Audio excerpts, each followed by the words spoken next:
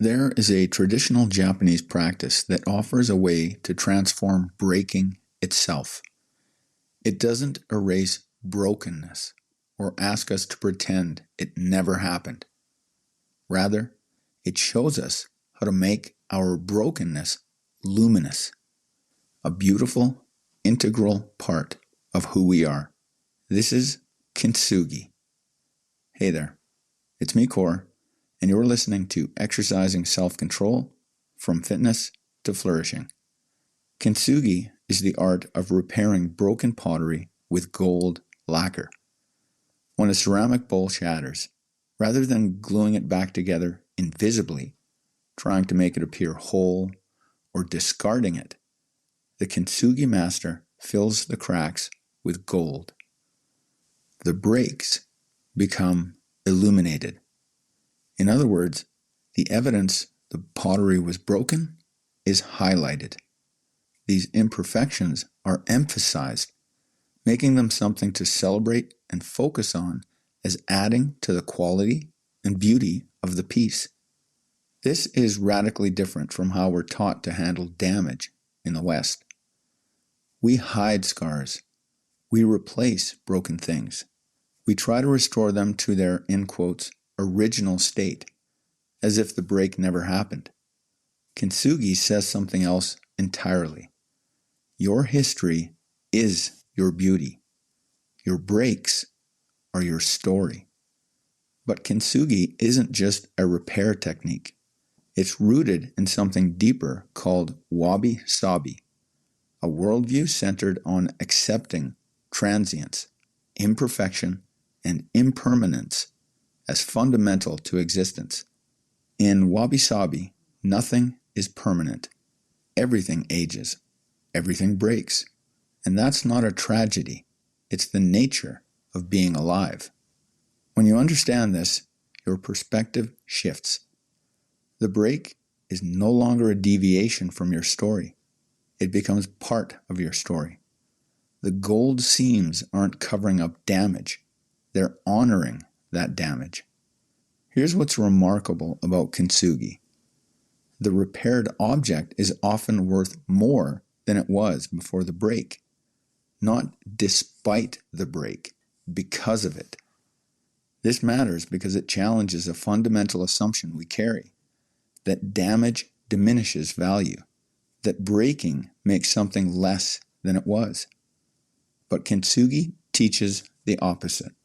The object that has been broken and repaired with a deliberate intention becomes more beautiful, more unique, and often more structurally sound at the point of repair than it was before. Think about what this means for you. When you break, when you fail, when you're injured, when you face loss, the conventional narrative says you're diminished, you're less valuable, you're damaged goods. But what if the opposite is true? What if the break is where you become more valuable? What if the gold lacquer is the virtuous self-control you exercise in choosing how to respond? This is where the narrative shifts from trauma to stoic strength. It's not that the break didn't hurt. It's that you're choosing to integrate it in a way that makes you stronger, wiser, all the while staying consistent with your purpose, principles, values, and goals. There's a second concept that emerges from Kintsugi, and it's equally important. It's called Shibumi. Shibumi represents understated beauty, elegance that doesn't announce itself. It's the quiet authority of someone who has weathered difficulty and emerged refined, not hardened. It's the difference between someone who has survived and someone who has integrated their survival into their being. A Kintsugi-inspired person, over time, exemplifies Shibumi. The gold seams become less about the drama of repair and more about the quiet evidence of facing and overcoming adversity. The person exists as they are, breaks and all. Beautiful, not because they're perfect, but because they're real, because they carry their history without apology. This is what happens when you move from merely surviving difficulty to actually integrating it. You stop needing to talk about how strong you are. You stop needing to prove anything. You simply are someone who has been tested and has chosen to grow. Shibumi is the state of being that emerges when you exercise virtuous self-control consistently over time. It's not flashy, it's not performative. It's the earned excellence of someone who understands that their scars are an important part of who they've become. Now, here's where this connects to something we touched on yesterday, the concept of becoming stronger through difficulty. Most people think resilience and true strength are the same thing. There's nuance here. Resilience is about resisting shocks and staying the same. You get knocked down, you get back up. You're back where you started. But stoic strength, the kind of strength that Kintsugi and Shibumi represent, is about improving because of the shock. You get knocked down, you get back up, and you're stronger than before. The difficulty itself becomes the stimulus for your growth. This is what happens in your body when you train. Muscle doesn't grow because you lift weights. Muscle grows because you create mechanical tension. The force your muscle fibers produce as they contract against resistance. The heavier the load, or the closer you push a set to failure, the more tension your nervous system must generate. That tension is the stimulus. The adaptation is the growth. The challenge itself, the demand you place on your system to produce force, is where the gold lacquer goes. This is stoic strength in action. You don't control whether your muscles grow, but there are choices you can make. You can choose to introduce the tension necessary for adaptation. You can choose whether you push closer to your capacity. You can choose to implement the principle of progressive overload systematically over time in your exercise practice.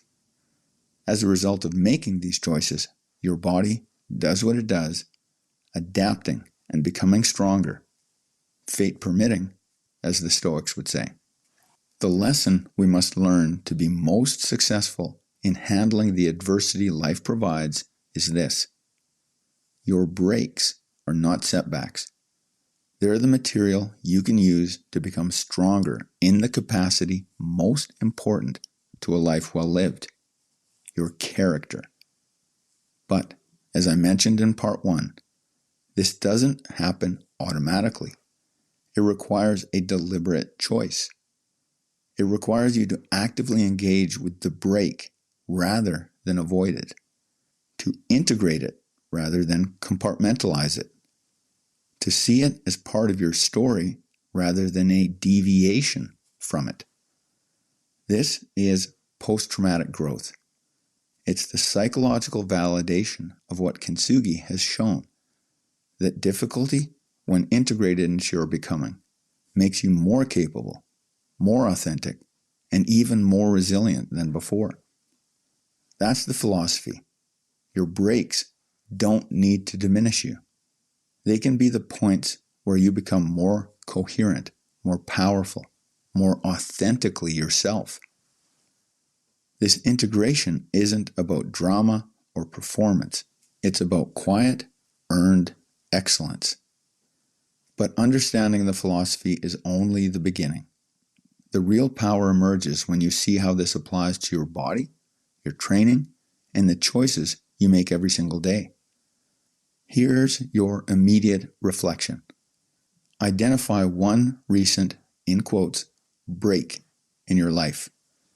A failure, a setback, a loss, an injury. Now, imagine that break as a Kintsugi seam. What would it look like if you integrated it into your story rather than tried to hide it? What would change about how you see yourself if you treated that break as evidence of your capacity to endure and adapt and grow stronger? Don't force an answer. Just sit with the question. The reframe often comes later when you're not looking for it. Tomorrow, we're taking everything you've learned about Kintsugi and Shibumi and showing you exactly how it works in your body and in the choices you make in your exercise practice.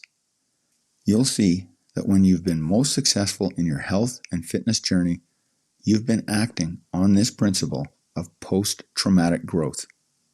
When you see the pattern, you'll be better able to do this on purpose. That's it for today.